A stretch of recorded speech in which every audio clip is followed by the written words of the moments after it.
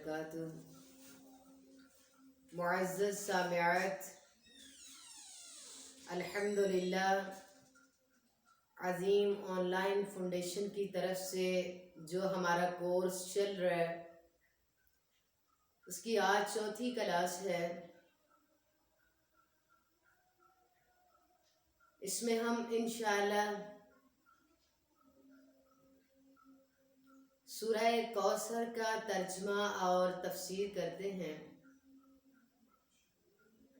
اعوذ باللہ من الشیطان الرجیم۔ سورۃ الکوثر مکیۃ وہی 3 آیات۔ یہ سورۃ مکہ میں نازل ہوئی، اس میں 3 آیات ہیں۔ بسم اللہ الرحمن الرحیم۔ انا اعطیناک الکوثر فصل لربک وانحر ان شانئک هو الابتر۔ انا اعطیناک الکوثر، انا بے شک، اعطیناک الکوثر ہم نے آپ کو کوثر عطا کر دیا۔ فصلی، بس آپ نماز پڑھیے، لربک، اپنے رب کے لیے، وانحر، اور آپ قربانی کیجیے۔ ان شانئک، بے شک آپ کا دشمن، هو الابتر، وہی بے نسلہ ہے، اس کا نام و نشان مٹ جانے والا ہے۔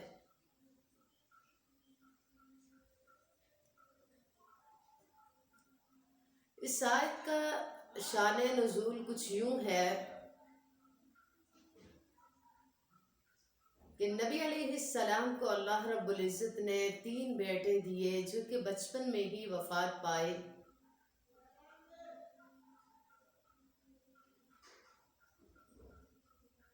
جب دوسرا بیٹا فوت ہوا تو ابو جہل اور اس کے ساتھی کہنے لگے ان محمد ابتر، کہ یہ محمد جو ہے یہ بے نسلہ ہے، نورینہ اولاد نہیں، اولاد بچ نہیں رہی، بیٹے جو ہیں ان سے نسلیں بنتی ہیں، بیٹے زندہ نہیں رہ رہے، تو لہٰذا اس کا نام و نشان مٹ جانے والا ہے۔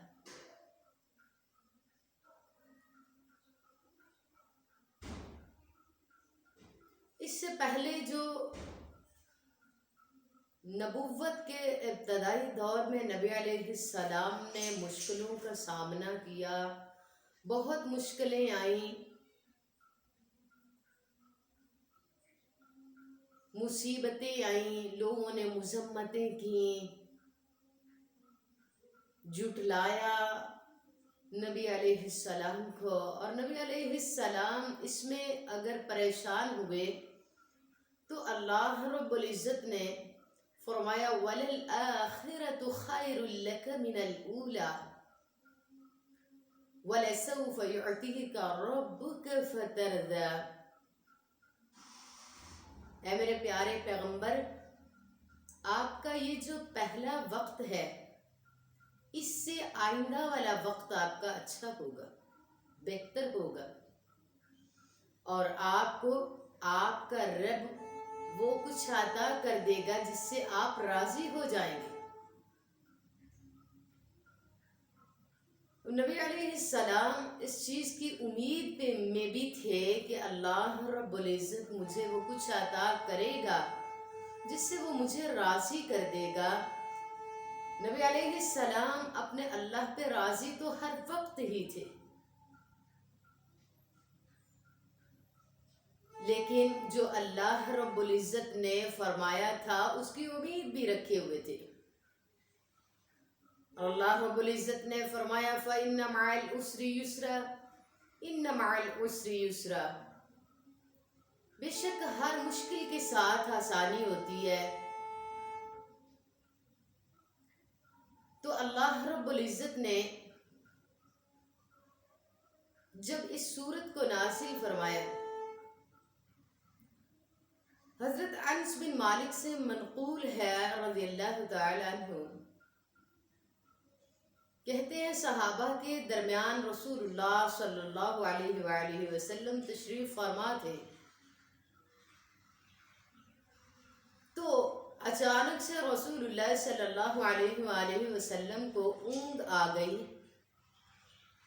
جب اونگ سے سر مبارک اٹھایا تو تبسم فرما رہے تھے، مسکرا رہے تھے.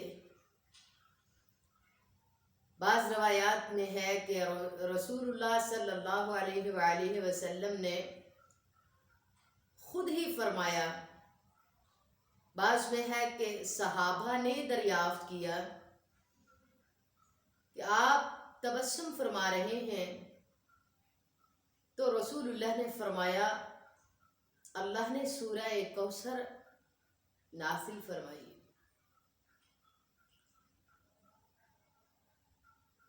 اور بسم اللہ الرحمن الرحیم پڑھ کے نبی علیہ السلام نے سورہ کوثر کی تلاوت فرمائی. تو فرمایا سوال کرتے ہوئے، کیا آپ جانتے ہیں کوثر کیا ہے؟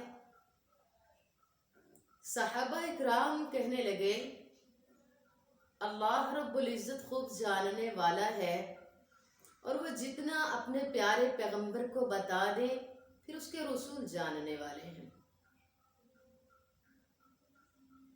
تو رسول اللہ صلی اللہ علیہ وآلہ وسلم نے فرمایا کوثر جنت میں ایک نہر ہے جو اللہ رب العزت نے مجھے عطا کر دی ہے.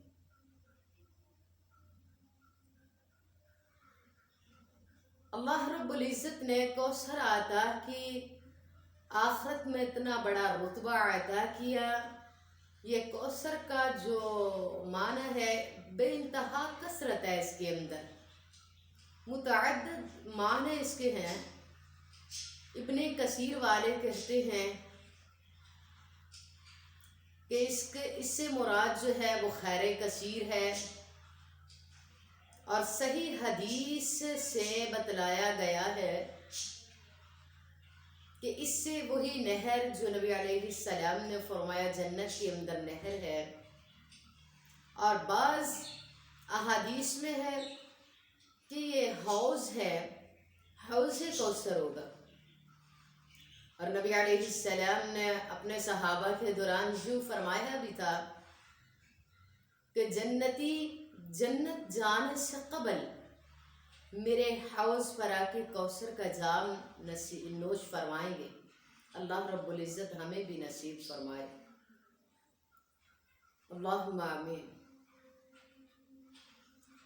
فرمایا کہ جنتی جنت جانے سے پہلے میرے حوض پر، اور ساتھ فرمایا کہ وہ حوض میں جو پانی آ رہا ہوگا وہ جنت کی نہر سے ہی ہوگا.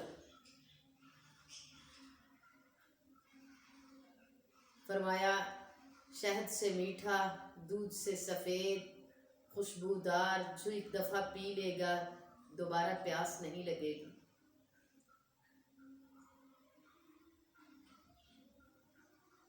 انا اعطیناک الکوثر، اللہ رب العزت نے فرمایا بے شک ہم نے آپ کو کوثر عطا کر دیے. فصلی، اگر اللہ رب العزت نے اتنی بڑی نعمت سے نوازا،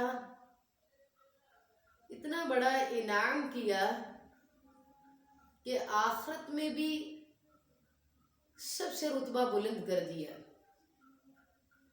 سارے نبیوں سے رتبہ بلند کر دیے، پھر بھی فرمایا فصلی، بس آپ نماز پڑھیے. لِرَبِّكَ، اپنے رب کے لیے، خالصتاً اپنے اللہ کے لیے آپ نماز پڑھیے، ونحر اور قربانی کیجیے۔ آپ کی نماز اس کے اندر کسی قسم کا کوئی دکھلاوا یا کسی اور کی شمولیت نہیں، صرف اپنے اللہ کی رضا کے لیے۔ لِرَبِّكَ رب نے بولا کہ عبادات ہر قسم کی شرک سے پاک ہونی چاہیے۔ آپ اللہ کے لیے نماز پڑھیے اور قربانی کیجیے۔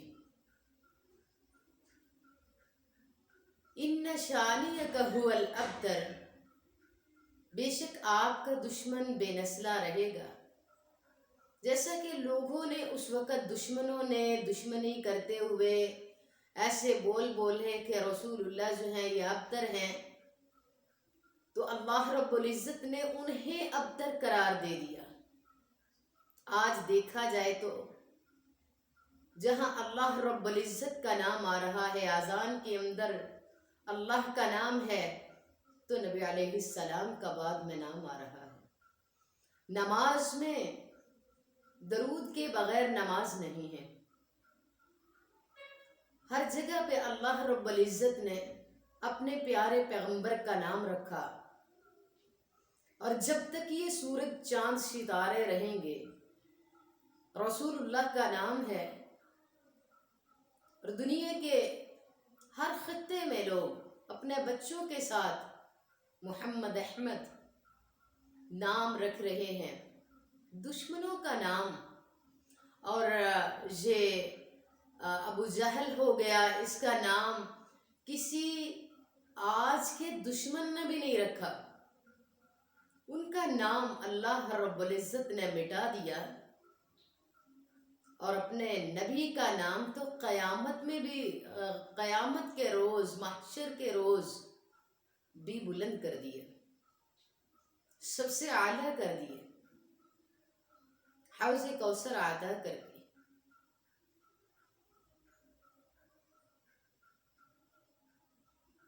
تو اللہ رب العزت نے اسی وجہ سے فرمایا کہ میں نے بے شک آپ کا جو دشمن ہے وہی بے نسلہ ہے، وہی دم کٹا ہے، اس کا نام و نشان مٹ جائے گا۔